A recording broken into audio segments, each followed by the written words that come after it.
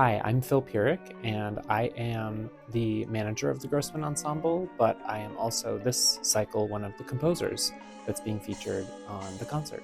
With the exception of probably Augusta Reed Thomas, I have had the privilege of listening to and observing more rehearsals and more workshops with the Grossman Ensemble than probably anyone else.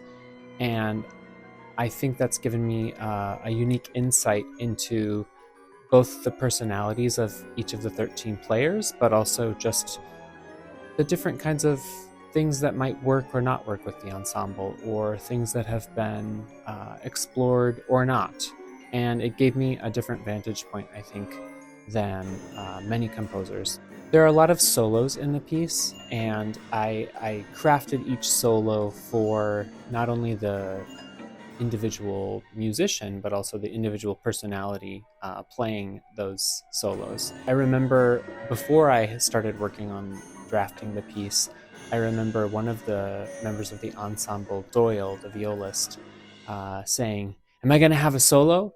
And I said, "Of course." It was great because it meant that, I think Doyle wanted to have a solo, but also it gave me sort of the permission to write him a more difficult solo, and one that I felt he would really excel in communicating the emotion of. So the fourth movement of the piece is really full of Doyle. So my piece is 6 small movements.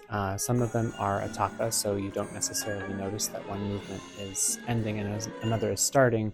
But I was really attracted to this idea of small miniatures stitched together, as this is something that very few of the composers with the Grossman Ensemble have done, and something that I thought was a little bit underexplored with the ensemble.